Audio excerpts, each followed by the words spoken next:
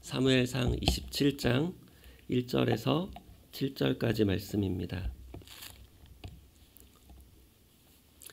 우리 성경을 보시고 또 스크린을 보시고 우리 한 목소리로 함께 합독하시겠습니다. 다윗이 그 마음에 생각하기를 내가 후일에는 사울의 손에 붙잡히리니 블레셋 사람들의 땅으로 피하여 들어가는 것이 좋으리로다. 사울이 이스라엘 온 영토 내에서 다시 나를 찾다가 단념하리니 내가 그의 손에서 벗어나리라 하고, 다윗이 일어나 함께 있는 사람 600명과 더불어 가드왕 마옥의 아들 아기스에게로 건너가니라. 다윗과 그의 사람들이 저마다 가족을 거느리고 가드에서 아기스와 동거하였는데, 다윗이 그의 두 아내 이스라엘 여자 아히노암과 나발의 아내였던 갈멜 여자 아비가일과 함께하였더니, 다윗이 가드에 도망한 것을 어떤 사람이 사울에게 전하매 사울이 다시는 그를 수색하지 아니하니라. 다윗이 아기스에게 이르되 바라건대 내가 당신께 은혜를 입었다면 지방 성읍 가운데 한 곳을 내게 주어 내가 살게 하소서. 당신의 종이 어찌 당신과 함께 왕도에 살리이까 하니, 아기스가 그날에 시글락을 그에게 주었으므로 시글락이 오늘까지 유다 왕에게 속하니라. 다윗이 블레셋 사람들의 지방에 산 날수는 1년 4개월이었더라. 아멘. 오늘은 권위와 순종 8번째 시간입니다. 저는 본문 말씀을 가지고 잘못된 권위라는 제목으로 함께 은혜를 나누고자 합니다. 오늘 말씀의 제목은 잘못된 권위인데 이 말에는 조금 뭔가 어색함이 있을 것입니다. 이 말은 사실 틀린 말입니다. 권위자는 인간에게 비록 실수할 수 있고 또 죄를 지을 수도 있고 악할 수도 있습니다. 즉 잘못된 권위자는 얼마든지 있을 수 있습니다. 하지만 잘못된 권위란 있을 수 없습니다. 권위는 오직 하나님의 것이고 또 하나님이 그 권위자에게 잠깐 위임하신 것이기 때문에 하나님의 권위에는 절대 실수도 실패도 있을 수가 없습니다. 2000년 전에 인간으로 오셨던 예수님도 로마 총독 빌라도라는 그 위임 권위자의 판결에 따라 십자가에 못 박혀 죽으셨습니다. 결국 그 죽음을 통해서 모든 인류에게 구원의 길이 열렸습니다. 악한 권위자인 빌라도는 있었지만 빌라도가 사용했던 권위는 결국 하나님의 권위였고 그 하나님의 구원 계획을 이루는데 사용되었습니다. 이런 역사를 볼 때 하나님은 실수도 실패도 없으신 분이고 또 하나님의 권위도 통치도 계획도 절대 실수도 실패도 없습니다. 우리는 인생을 살아가면서 가정, 교회, 학교, 직장, 나라 이런 여러 가지 복잡한 권위의 구조 속에서 수많은 권위자들을 만나면서 살아갑니다. 그런데 안타까운 것은 선한 권위자를 만나는 경우보다 악한 권위자를 만나는 경우가 더 많다는 것입니다.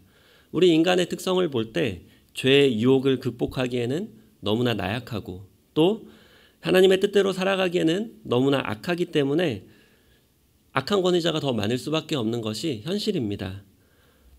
우리가 선한 권위자를 찾을 때도 어느 정도 타협하고 양보해야 찾을 수 있는 것이 또 현실입니다. 그런데 하나님의 말씀은 인간의 이런 현실을 절대 반영하지 않는 것처럼 들립니다. 로마서 13장 1절에서 2절에 보시면 각 사람은 위에 있는 권세들에게 복종하라. 권세는 하나님으로부터 나지 않음이 없나니 모든 권세는 다 하나님께서 정하신 바라. 그러므로 권세를 거스르는 자는 하나님의 명을 거스름이니 거스르는 자들은 심판을 자취하리라. 하나님은 모든 권위가 하나님으로부터 났고 또 모든 권위자도 하나님이 세우셨다고 말씀합니다. 즉 권위는 하나님만의 것입니다. 이 세상의 권위자들은 하나님의 권위를 위임받은 위임 권위자죠. 그래서 하나님은 하나님이 세우신 위임 권위자를 거스르는 것을 하나님의 직접 권위를 거스르는 것과 동일하게 보시고 그 반역 행위에 따라 심판하신다고 말씀하십니다. 이 말씀에서 우리가 느낄 수 있는 것이 있습니다. 바로 하나님의 자신감입니다. 이 하나님의 자신감은 인간의 창조에서도 잘 나타납니다. 하나님은 인간을 창조하시기 전에 인간이 타락할 줄을 이미 아셨고 또 그 인간에게 자유의지까지도 주셨습니다. 우리는 하나님이 이렇게까지 하신데 두 가지 이유를 생각해 볼 수 있는데, 첫 번째로 하나님은 인간을 사랑하셨기 때문입니다. 또 인간으로부터 사랑을 받기 원했기 때문입니다. 사랑을 하려면 감정이 있어야 되고 그 감정이 작동하려면 자유의지가 있어야 됩니다. 그래서 하나님은 인간을 노예와 같이 또 로봇과 같이 만들지 않으셨습니다. 또 두 번째로 하나님은 인간의 실수까지도 미리 아시고 또 그 실수도 책임지실 수 있는 분이셨기에 하나님은 인간에게 자유의지를 주셨습니다. 그래서 하나님은 인간을 창조하기 전부터 이미 인간이 타락할 것을 아셨고 그에 대한 해결책까지도 미리 다 준비하시고 인간을 창조하셨습니다. 하나님은 인간의 머리털까지도 다 세시는 분이시고 참새 한 마리도 하나님의 뜻이 없이는 땅에 떨어지지 않습니다. 하나님은 전지전능하신 분이시고 실수가 없으신 분이십니다. 마찬가지로 하나님은 하나님의 권위를 부족한 인간에게 맡기면서도 자신감이 있으셨던 것이죠. 이것은 출애굽 사건에서 이집트의 바로 왕에게서 가장 잘 나타납니다. 사도 바울은 하나님이 바라보는 이 바로의 관점을 이렇게 기록하는데요. 로마서 9장 17절에서 18절 보시면 성경이 바로에게 이르시되 내가 이 일을 위하여 너를 세웠으니 곧 너로 말미암아 내 능력을 보이고 내 이름이 온 땅에 전파되게 하려 함이라 하셨으니 그런즉 하나님께서 하고자 하시는 자를 긍휼히 여기시고 하고자 하시는 자를 완악하게 하시느니라. 하나님은 바로 왕이 이스라엘 백성을 끝까지 보내주지 않을 줄을 아시고 바로를 왕으로 세우셨습니다. 하지만 하나님은 그 바로의 악함까지도 사용하셔서 그것을 통해서 하나님의 능력을 보이시고 또 하나님의 이름이 온 땅에 전파되게 하는데 사용하셨습니다. 그래서 이스라엘 백성이 출애굽을 하고 가나안 땅에 들어갔을 때 이미 그 민족들이 이스라엘 백성들을 알고 있었고 또 그 백성들과 함께 하시는 하나님을 이미 알고 있었습니다. 여기서 우리가 오해하지 말아야 할 중요한 사실은 인간은 하나님이 주신 자유의지를 가지고 스스로 타락한 것이지 하나님이 결코 의도하거나 지시하신 것이 아니라는 것입니다. 바로왕도 마찬가지로 하나님이 방치하셨기 때문에 그 가진 죄성과 또 자유의지를 통해서 완악한 행동을 한 것입니다. 그래서 우리는 하나님의 사랑의 반대를 징계가 아니라 책망이 아니라 무관심이고 또 방치라고 부릅니다. 그러면 우리는 이런 질문을 해볼 수 있습니다. 우리가 때로는 잘못된 권위자 밑에 있을 수도 있습니다. 특별히 지금 한국의 상황을 보면은 차별금지법이 통과되려는 지금 어려운 시기를 겪고 있습니다. 즉 잘못된 권위와 또 그 권위의 행사 안에 지금 한국은 있는 상황이 됩니다. 그러면 우리는 이런 질문을 해볼 수 있는데 하나님이 악한 인간에게 하나님의 권위를 맡기는 것이 더 어려울까요? 아니면 우리가 하나님이 맡기신 권위에 순종하는 것이 더 어려울까요? 이 두 가지를 우리는 질문을 해볼 수가 있습니다. 당연히 하나님이 악하고 부족한 인간에게 하나님의 권위를 맡긴다는 것 자체가 굉장히 어려울 것입니다. 하지만 하나님은 그 모든 것을 아시고 또 잘못된 것도 하나님의 뜻대로 사용하실 수 있기 때문에 하나님은 자신감 있게 하나님의 권위를 인간에게 맡기셨다는 것입니다. 그러면 우리가 해야 될 것은 하나님이 자신감을 가지고 맡기신 그 권위에 순종하는 것만이 우리가 해야 될 일이라는 것입니다. 하나님은 인간과 절대 논쟁하지 않으십니다. 우리가 신앙생활하면서 인식해야 될 가장 중요한 한 가지는 하나님은 창조주시고 우리는 피조물이라는 것입니다. 그러므로 우리는 우리 위에 세워진 권위에 순종하면 됩니다. 이러한 권위의 원리를 가장 잘 이해한 성경의 인물은 다윗 왕일 것입니다. 반대로 이러한 성경의 원리를 잘못 이해한 인물은 사울 왕일 것입니다. 신기한 것은 하나님의 권위를 가장 잘못 이해한 사울 왕 밑에서 하나님의 권위를 가장 잘 이해한 다윗이 왕으로 세워졌다는 것입니다. 왜냐하면 하나님은 다윗을 이스라엘의 왕으로 세우기 위해서 사울 왕이라는 그 악한 권위 밑에서 순종해야 하는 그 순종의 학교를 통과하게 하셨기 때문입니다. 훈련에 대해서 이렇게 말하더라고요. 훈련은 가장 잘 해야 되는 것을 하기 위해서 가장 하기 싫은 것을 반복해서 하는 것이라고 합니다. 다시 한번 말씀드릴게요. 훈련은 가장 잘 해야 되는 것을 하기 위해서 가장 하기 싫은 것을 반복해서 하는 것이라고 합니다. 우리가 올림픽에 나가는 선수들을 보면 하루에도 몇백 번씩 또 몇천 번씩 그렇게 4년 동안을 연습해서 훈련받고 그 경기에 나가서 금메달을 따게 되는 것을 볼 수 있죠. 마찬가지로 우리 그리스도인들에게 있어서 구원받고 난 이후에 가장 잘해야 되는 것은 하나님의 뜻을 따라 순종하는 것입니다. 그 순종을 가장 잘 하기 위해서는 어떤 훈련을 받아야 되냐면 가장 순종하기 힘든 사람에게 순종하는 훈련을 받아야 됩니다. 그래서 하나님은 다윗을 그 악한 권위자인 사울 왕 밑에서 무려 13년 동안이나 오랫동안 훈련을 시켰습니다. 다윗은 13년 동안 사울 왕을 피해 다니며 이제 순종의 훈련을 받게 되는데요. 다윗은 그 기간 동안 사울 왕을 죽일 수 있는 기회가 2번이나 있었음에도 불구하고 절대 사울 왕을 죽이지 않습니다. 또 심지어 다윗은 사울 왕의 옷깃을 조금 자른 것에 있어서도 마음이 굉장히 불편했습니다. 다윗은 하나님을 경외할 줄 알았고 하나님의 권위가 얼마나 중요한지도 알았다는 사실이죠. 그래서 다윗은 결국 이스라엘의 역사상 하나님께 가장 귀하게 쓰임받고 또 백성들에게 현재까지도 가장 존경받는 왕이 됩니다. 왜냐하면 하나님의 순종학교를 잘 통과했기 때문입니다. 우리 작년에 우리 3년에 걸쳐서 바이블 타임을 봤었는데 열왕기 상하와 역대 상하를 보면 좋은 왕에 있어서의 기준은 누구죠? 다윗 왕입니다. 그리고 악한 왕의 기준은 북이스라엘의 초대 왕이었던 여로보암 왕입니다. 그만큼 하나님의 기준을 만족시켰던 왕이 다윗 왕이라는 것을 우리는 알 수 있습니다. 오늘 함께 읽은 본문의 내용은 다윗이 사울을 피해서 계속 도망치다가 더 이상 피할 곳이 없어서 이스라엘의 적국인 블레셋으로 망명하는 내용입니다. 블레셋은 어떤 나라냐면 이스라엘과는 원수지간이에요. 오랫동안 원수지간이었던 나라예요. 마치 한국과 일본과도 같죠. 그런데 다윗이 블레셋으로 망명하고 또 블레셋 왕에게서 시글락이라는 지역을 받아서 1년 4개월이라는 기간 동안 통치했는데 인간의 눈으로 볼 때 이 다윗의 행동은 어떻죠? 조국에 대한 배신이고 우리는 이러한 사람들을 매국노라고 부르는데 하나님은 이러한 다윗을 하나님의 마음에 합한 사람, 순종하는 사람이라고 부릅니다. 오늘 저는 이 본문을 통해 다윗을 통해 하나님의 권위를 악용 또는 남용하는 위인 권위자를 만났을 때 우리가 어떻게 대처해야 되는지 다윗에게서 몇 가지 지혜를 얻기 원하는데요. 첫 번째로 다윗은 사울 왕으로부터 스스로를 지켰습니다. 사울 왕은 다윗을 죽이려고 다윗에게 단창을 던졌습니다. 그런데 다윗은 그 단창을 피했고 그 단창은 벽에 박히게 됩니다. 그리고 다윗은 그날 밤에 사울에게서 도망쳤습니다.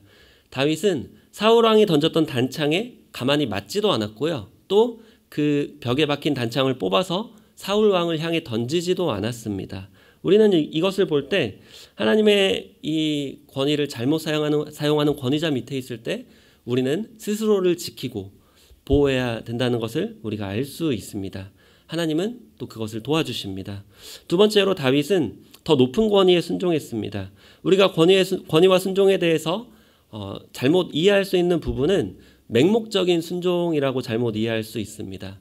하지만 하나님의 직접 권위가 있고요. 하나님의 위인 권위가 있는데 그 둘이 대치될 때는 더 높은 권위인 하나님의 직접 권위에 순종해야 된다는 것입니다.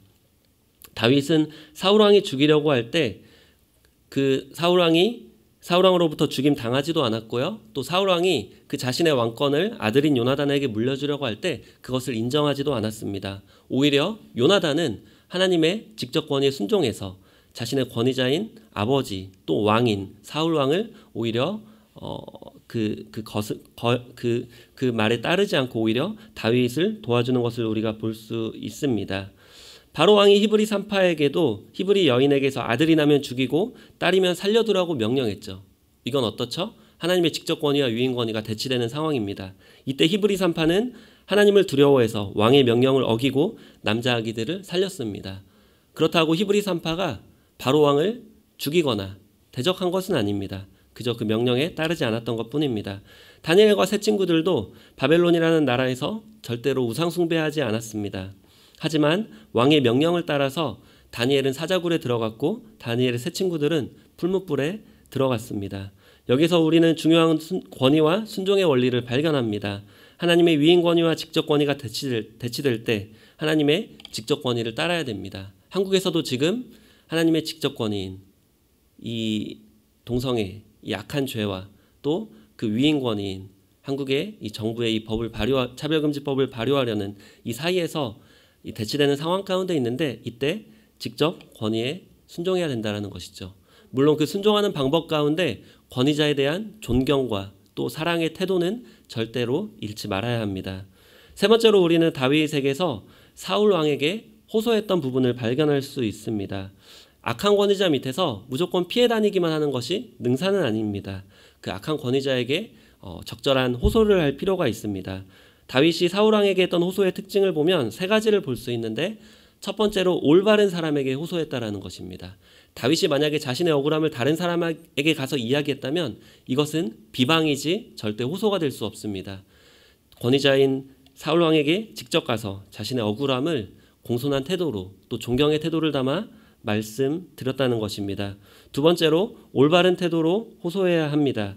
다윗은 사울에게 자신의 억울함을 호소할 때 먼저 사울 왕에게 엎드려 절부터 했습니다. 즉 사울에게 주신 하나님의 권위를 인정하고 또 사울 왕을 권위자로서 존경하고 또 사랑하는 태도를 보였다는 것입니다. 우리가 할 수 있는 실수는 여기에 있는 것 같아요. 우리가 억울하다고 해서 또 분하다고 해서 감정을 표출하거나 이럴 때 오히려 그 문제는 더욱더 악화될 수 있다는 것이죠.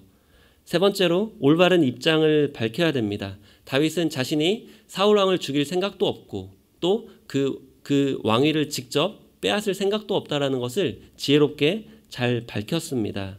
그래서 우리는 다윗에게서 이 지혜로운 호소 또 성경적인 호소를 우리가 배울 수 있습니다. 이렇게까지 해서 문제가 해결되었다면 좋았을 텐데 결국 다윗과 사울 왕의 갈등 구조는 끝까지 해결되지 않습니다. 이때 다윗이 택했던 방법은 사울 왕을 떠나는 방법이었습니다. 우리가 속담에 쥐도 궁지에 물리면 고양이를 문다 이런 말이 있는데 우리는 이러한 쥐를 보고 용감하다고 하기도 하고 잘했다고 하기도 하고 또 당연하다고도 말하지만 성경에서는 절대로 그렇게 하지 말라고 말하고 있죠. 다윗은 끝까지 피하다가 마지막 궁지에 몰렸을 때도 오히려 더 피해서 피할 수 없는 곳인 블레셋까지 원수의 나라인 블레셋까지도 떠났다는 것입니다. 이것은 다윗이 자신의 목숨을 걸고 그 블레셋의 왕이 다윗을 받아들이지 못했을 경우에는 자신의 목숨을 잃을 것까지도 생각하고 피했다는 것입니다. 즉 다윗에게 있어서 이 권위에 대한 순종은 자신의 목숨보다도 더 중요한 가치였다는 것입니다. 결국 하나님은 이런 다윗을 끝까지 살려주시고 지켜주셨고 또 이스라엘의 가장 위대한 왕으로 세워주셨다는 것입니다. 다윗은 혼자서 생존한 것이 아닙니다. 하나님이 보호하여 주셨고 인도하여 주셨고 또 지켜주셨기 때문에 끝까지 살아남을 수 있었고 또 이스라엘의 가장 위대한 왕으로 세움받을 수 있었다는 것입니다. 우리도 이 다윗처럼 때로는 우리가 억울한 상황 속에서 또 불안한 상황 속에서 있을지라도 하나님이 그러한 상황 속에서 우리를 지켜주신다는 것을 기억해야 되고요. 하나님은 그런 우리를 볼 때 권위에 어떻게 순종하는지를 보신다는 것이죠. 말씀 맺겠습니다. 우리는 인생을 살면서 잘못된 권위자를 만나기가 너무나 쉽습니다. 하지만 그 권위는 하나님으로부터 온 것이기에 권위자는 잘못될 수 있어도 권위는 잘못될 수가 없습니다. 잘못된 권위자도 하나님은 악한 자도 악한 날에 쓰시는 하나님의 계획의 일부라는 것이죠. 바로왕도 하나님의 구원의 계획에 사용하셨던 것처럼 말입니다. 잘못된 권위자는 잘못된 권위를 사용했던 것에 따라 심판을 받게 됩니다. 하지만 권위 아래에 있는 사람들은 그 권위에 대해서 순종했는지 안 했는지의 여부에 따라 심판을 받게 되는 것입니다. 즉 권위 아래에 있는 자들에게는 하나님께서 잘못된 권위자를 판단하고 평가하고 거역할 자격을 주지 않았습니다. 오히려 순종할 의무만 주셨다는 것입니다. 그래서 권위 아래에 있는 자들은 순종과 거역에 따라 심판을 받고 책망을 받기도 하고 칭찬을 받기도 하는 것입니다. 역사상 가장 잘못된 권위자 중에 하나였던 사울 왕, 그 밑에서 온전히 순종했던 다윗 왕을 하나님께서 세우시고 또 인도하셨다는 것을 우리는 기억해야 됩니다. 네 가지로 기억해야 되는데 다윗은 사울 왕으로부터 스스로를 지켰습니다. 두 번째, 다윗은 더 높은 권위에 순종했습니다. 세 번째, 다윗은 사울 왕에게 호소했습니다. 네 번째, 다윗은 사울 왕을 떠났습니다. 다윗은 하나님의 순종학교를 온전히 통과했습니다. 저와 여러분에게도 항상 하나님은 우리가 순종하는지 그것을 보고 계십니다. 오늘 이 말씀을 의지해서 여러분의 삶 가운데서 모든 권위 구조 속에서 우리가 순종하여서 하나님께 칭찬받는 저와 여러분들이 되시길 예수님의 이름으로 축복합니다.